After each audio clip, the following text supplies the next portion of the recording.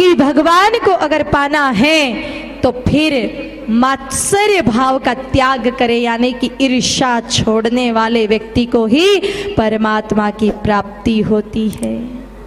ये थोड़ा सा कठिन है, क्योंकि आज लोग अपने दुख से दुखी नहीं, आज लोगों का दुख ये है कि पड़ोसी सुखी है। ईर्ष्या, कोरोना का तो फिर भी इलाज है, लेकिन ईर्ष्या का कोई इलाज नहीं है। और जब तक ईर्ष्या रहेगी मन में, तब तक भगवान की प्राप्ति नहीं होगी। देखो, ये मंगलाचरण के द्वारा हमारे मन को पहले मांझने का काम कर रहे हैं, क्योंकि कोई भी पदार्थ तब डाला जाता है जब पात्र साफ हो। पात्र अगर मैला हो, पदार्थ डालोगे तो पदार्थ भी खराब हो जाएगा। तो ये मंगलाचरण व्यास जी महाराज ने क्यों लिखा? ताकि हमारी बुद्धि पवित्र हो जाए, हमारे हृदय से ईर्ष्या निकल जावे, हम पवित्र हो जाए, ताकि श्रीमद् भागवत पुराण रूपी अमृत हमारे हृदय रूपी पात्र में समा सके। तो दूसरा हमें काम करना है ईर्ष्या को त्यागना। मात्सर्य कहते ईर्ष्या, ईर्ष्या ना हो। आज मेरे भाई बहनों हालत यह है कि पड़ोसी अगर कोई कार ले आवे, तो जब तक उस कार के टायरों की हवा नहीं निकाले तब तक अपनी रोटी ना पचे। अरे भाई, पड़ोस में कार आई है, आधी रात को कोई बीमार पड़ेगा ना, तो वही कार आपको हॉस्पिटल पहुंचाने के लिए काम आएगी। पर ये नहीं विचार करते हैं। लोगों में इतनी ईर्ष्या है। एक प्रसंग आता है कि एक बार मेरे भाई बहनों, एक व्यक्ति था, बड़ा गरीब व्यक्ति, खूब मेहनत करता, खूब पुरुषार्थ करता, लेकिन फिर भी धन उसको कहीं से प्राप्त नहीं हुआ।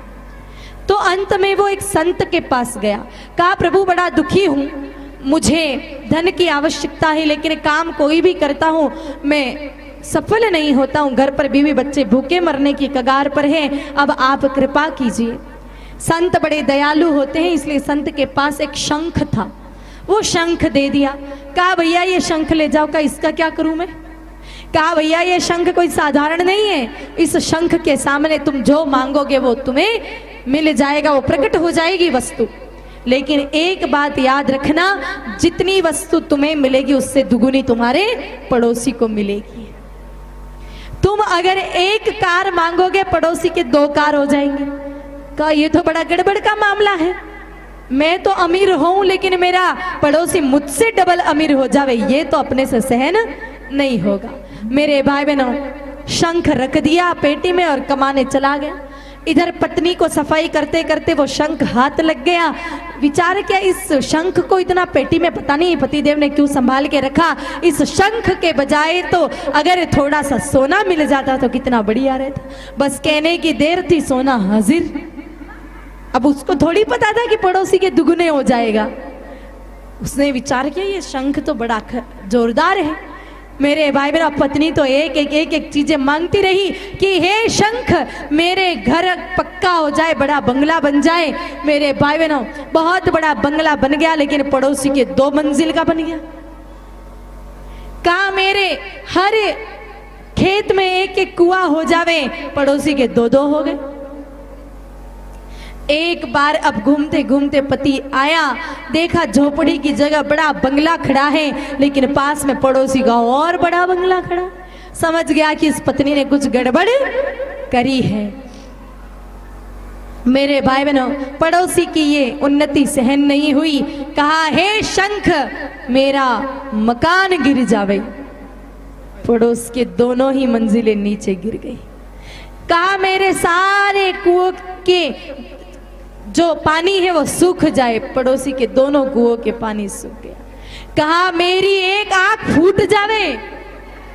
पड़ोसी अंधा हो गया। अब थोड़ी संतुष्टि मिली कि अब ठीक है, मतलब खुद काना हुआ, उसका कोई दुख नहीं, बस पड़ोसी अंधा हो गया, इसकी खुशी है। तो मेरे भाई बहनों, यही हम लोगों का आज विचारधारा बन गई।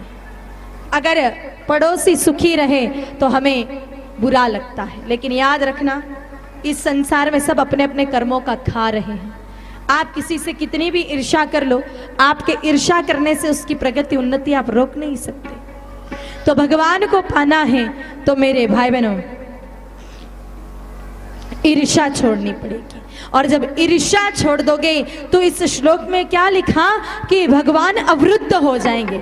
भगवान हमारे हृदय में बैठ जाएंगे ऐसा नहीं लिखा, अवरुद्ध हो जाएंगे। बैठने का मतलब तो कभी उनकी मर्जी हो तो बैठ जाएं, कभी मर्जी हो तो वापस भी निकल जाएं, लेकिन अवरुद्ध एक बार हो गए तो वो चाह करके भी अपने हृदय से निकल नहीं पाएंगे, वो अपने हृदय में ही रहेंगे।